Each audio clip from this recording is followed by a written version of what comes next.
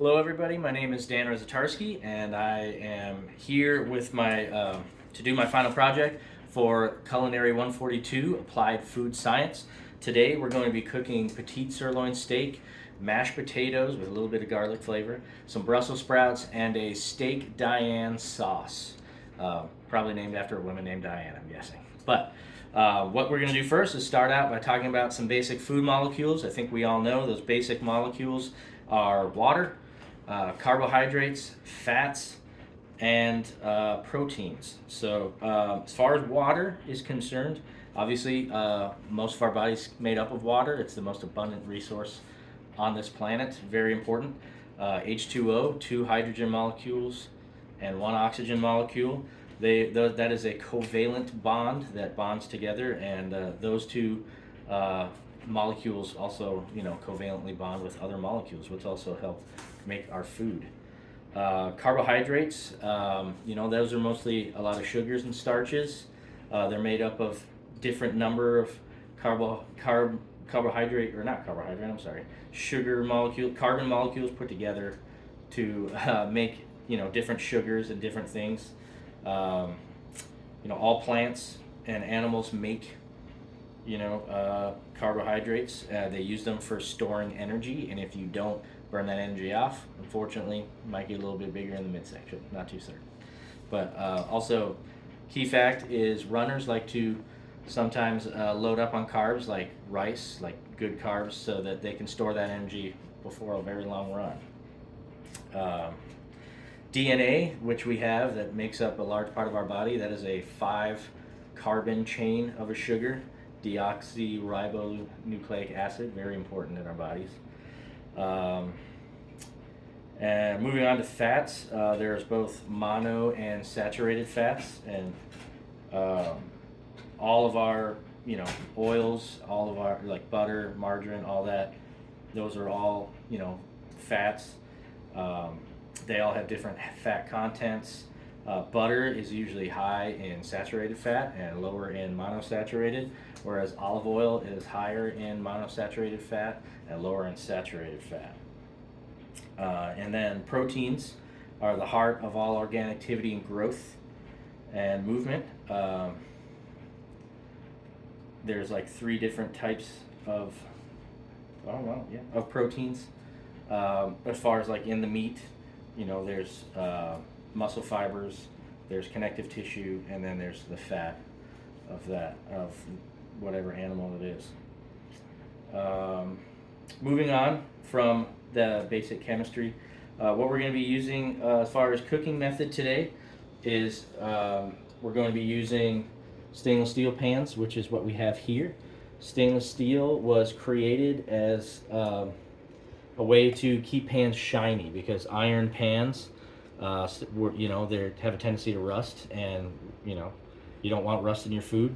So they came up with these by mixing iron and carbon with chromium and nickel, and they stay shiny. They don't get all rusty, and they also conduct heat very well. Also better than Teflon pans. That's kind of why we want to use this, because they get really hot. They soak up that energy transfer from the heating element, and they retain it a lot quicker. And so be careful when you're cooking with these, because your cooking times might be lower, but you might burn your food. So be careful with that. We're going to be using both conduction and convection heat. Conduction obviously is direct contact heat, which we're going to be doing with the meat, and we're going to be doing with the Brussels sprouts. But I used convection. I've already pre-boiled my potatoes for sake of time. But obviously that's a convection heat because it's surrounded by either air or water. So we got that in there. And then, it heats it through, from the outside all the way through. So yeah, that is it as far as cooking methods. Also, I have some like stainless steel spoons, but those aren't going to be doing too much.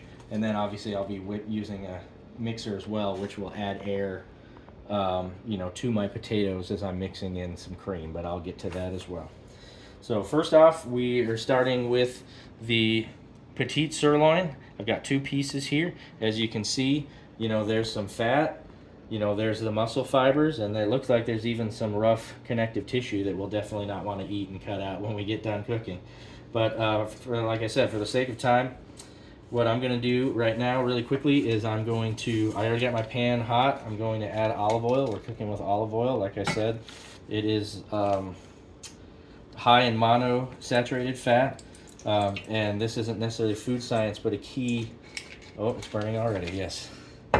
A key to this is you want to put your oil in a hot pan, and you always want to turn the food away from you so you don't get burned. But it'll cook a whole lot quicker that way. By heating the pan, when the oil hits it, that heat is so hot that it gets that oil molecules moving and hot right away, and put the food in there, and then we start to get that Maillard reaction that we want.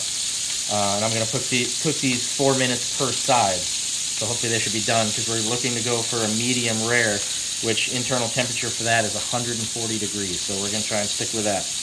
But a little more about red meat is the red muscle fibers are due to a couple things. It's myoglobin that obviously is in the muscle fibers, and it traps the blood in there, and that helps make it red. But also because a lot of our red meat comes from animals that don't really do a whole lot of like sudden movements or like fast movements. It's mostly deliberate and slow movements. So because of that, that lends itself to more kind of redder meat and darker meat. The petite sirloin itself is from the portion of the cow near the hind end, a little bit higher. It's not one of the best cuts. Filet mignon and those are more kind of in the lower midsection of the cow where it's softer and they're not laying down or doing anything. But yeah, like I said, we're cooking this to medium rare, 140 degrees. I can already see it kind of browning on the bottom, which is wonderful. Moving on, my starch today was mashed potatoes.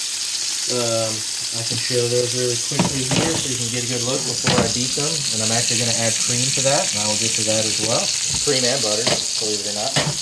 But potatoes are a good source of vitamin C among some other nutrients. A very good source of vitamin C.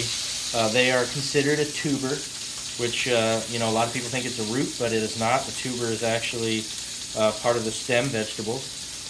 And the potatoes that I actually chose are russets potatoes, which are actually mealy potato, and that's different than waxy potatoes, because mealy potatoes are more dense because they actually have more starch inside them than waxy potatoes. Now I'm also going to hit this pan over here with some oil, and we're going to get our Brussels sprouts going. As you can see right there, I got that on medium, so that's not going to get hot and smoky. And I've already put some oil on them and seasoned them as well. So we got that going. Let me see here. Whoops. Let's flip them on there. Let me flip them on their face, and I will tell you why in a moment. Because Brussels sprouts are part of the cabbage family, which is also in the leaf group. Because they're part of the cabbage family, they also come with that defense mechanism of, having that distinct, kind of bitterness and taste. And if you cut the Brussels sprouts in half and you kind of cook them on that side, that helps kind of get rid of that bitterness. But yeah, like I said, we're starting to get that Maillard reaction. You can kind of see that right there. We're starting to fry and get a little bit brown.